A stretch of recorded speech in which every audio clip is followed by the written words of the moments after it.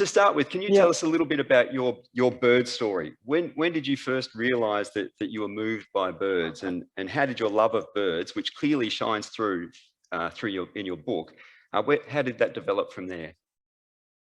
So I've got a photograph of a mangrove pitta, which is just one of the few photographs I have of a bird from where I come from. So I grew up in Singapore, and this is a bird that I photographed in Penang, but you can sometimes see it in Singapore, in Malaysia, but you can sometimes see it in Singapore as well.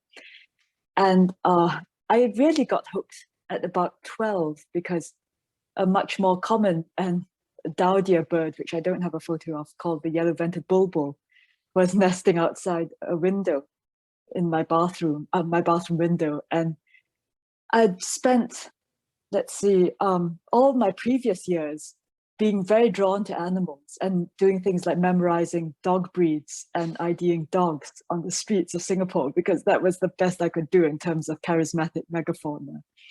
Or sometimes IDing African mammals on the TV screen when I was watching David Attenborough or something.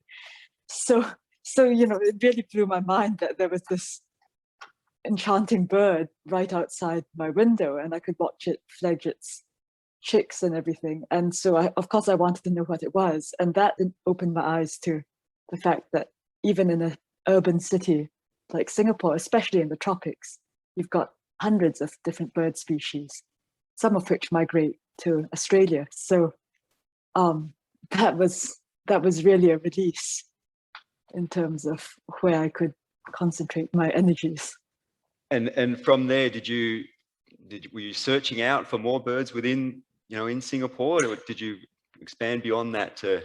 Absolutely. So the partner for BirdLife International actually in Singapore is the Nature Society in Singapore. And I was really lucky that I had some mentors from early on. Once I got hooked on birds, my mother introduced me to some old friends of hers who were very active in the Nature Society, and they would take me on birding trips within Singapore. And, I could ask all the most stupid questions, like, I think I've seen a hummingbird, and it was actually a sunbird, which you don't get hummingbirds in the old world, but they look very similar. And I put this picture up because this grew into a general fascination with, I suppose I always had this lack of making much of a distinction between humans and other species. And so I would assign everyone I knew an animal of some kind. And so this is one of the slides from my PhD acknowledgements, because very often in a defense talk, you give, you thank everyone, you have photographs. And I didn't have photographs of people because I seldom take photographs of people. So I thought I would procrastinate by sketching all the animals that I associated with people. And I put this up partly because some of my mentors in university are birds. So we've got a satin bowerbird on the top left. And he was, in addition to being a brilliant biologist, a very, very talented artist. And like bowerbirds. Yeah, exactly. And we'll talk more about blue-footed boobies later, but that's on the bottom. And those two advisors are very well known for studying Darwin's finches in the Galapagos. So I definitely had wonderful opportunities to get more and more hooked, not just on birds in nature, but also on evolutionary biology and animal behavior, and trying to explain why birds do what they do. But first, yeah. I wanted to ask what it is that you think it is about birds that just makes them so enchanting and so interesting and so loved by people, and what is it that means they're so close to the hearts of so many people? So this is tricky because it's a bit like asking someone who's very religious why they are religious. I mean, I'm probably preaching to the choir here, but one thing I thought I would put up, that's a yellow warbler, which is a very common, one of the migrating warblers I was talking about. And I took that photograph in Massachusetts, but I just thought it was a very good example of how uplifting birds can be, both literally because they can fly and we can't. And I think we all have these Icarus type yearnings. But also just they're so they're both so relatable as well as being so beautiful and so different. They can do these things like fly that we can't easily. I think they definitely uplift your spirit if you're feeling a bit down. Going out into the bush and looking for some birds is a wonderful way to refresh. Right, exactly. And I can't remember, I think I had a few slides, but they were just examples. Oh yes, and then birdsong, of course, excites a lot of people. And here I've got a western meadowlark, and that bird for me evokes the grasslands of Montana. And every spring when I can, you know, the snow's melted enough that you can go out riding horses across the meadows and look at wildflowers, that's when I hear the meadowlark. So very evocative. And partly the song also just tells you where you are in the world. Yeah, and here's a weaver bird that I photographed in Zambia. So here I've got that just because birds are also capable of all these architectural feats that we see in the form of nests, and sometimes with in the case of bowerbirds, just bowers. So that was another reason. Oh yeah, and also very relatable behaviors. So here's a robin, an American robin, just cleaning up after her chicks. So she's taking out the packet of poo basically to make sure that the nest stays hygienic. So lots of behaviors that I think people can relate to. Changing nappies, as you referred to it in the book quite a bit. Exactly. Yeah, there are other species that very conveniently poo outside the nest so the parents don't have to do this.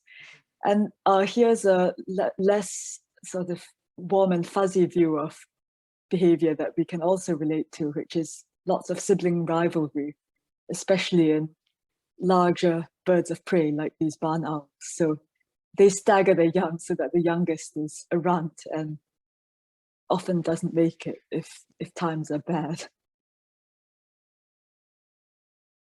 And you know, there's many ways that the climate change is already affecting bird behaviour and the decoupling of bird behaviour and many of their requirements in the environment. So maybe you'd just like to expand a little bit on this. Absolutely.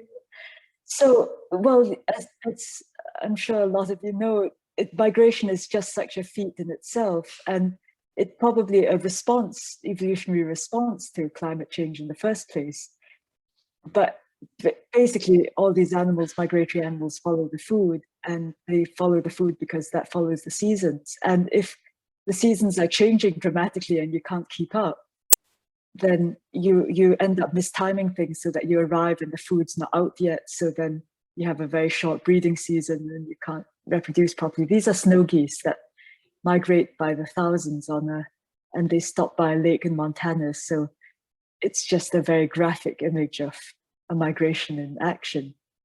And I think especially birds that nest and breed at higher latitudes, this is a real challenge because they have such a short window in which to lay the eggs and fledge their chicks. And if they miss that window, you just barely have any offspring from that generation. So it's really quite profound. The consequences are very quick for the populations. But on the positive side, there's some evidence that some species are already under natural selection to adapt and have been changing genetically. And I also wanted to say that because we as people are so fascinated by birds and there's so many bird watchers out there, scientists are publishing a lot of papers that make use of citizen science, where we just use data from decades of bird watchers doing bird counts. And you don't really have that for any other group of animals. Mammals are too cryptic. Everyone has to study them by trapping them or collecting their poo or something.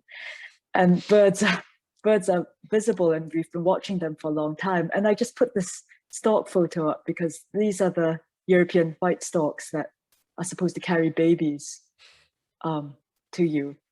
And the one on the right has literally got an African hunting spear through its neck. And that's the first one of the first documented pieces of evidence for Europeans that these birds migrated at all. They didn't really know where they went in the winter. And until a German aristocrat or something shot one of these storks and realized someone else had shot the stork before him. And that was an African hunter. And this bird had migrated all the way from Africa after having a spear through its neck, only to be shot and killed by a German. So there are a few of these storks in Germany in museums. And it's, you can think of it as a accidental and very primitive way of banding and marking. Very primitive. Migratory bird, but hey, it's evidence. Unfortunately, we've only got a couple of minutes left, Wenfei, unfortunately. But I did want to ask you about what's your next project? What's your next book? Oh, yeah. So let's go to the Plains Wanderers. So this is also one of my favorite topics in my books because it's what we call a sex role reversal. Actually, okay, so it's to back up. So my next book is about grasslands, which are a somewhat underappreciated habitat. I think people go on about mountains and oceans and whatever. And so, but grassland birds are particularly vulnerable across the world in terms of the threats, like from agriculture, and both in terms of pesticides that we use that really disproportionately affect grassland birds, as well as a lot of habitat destruction that comes as a result of livestock grazing.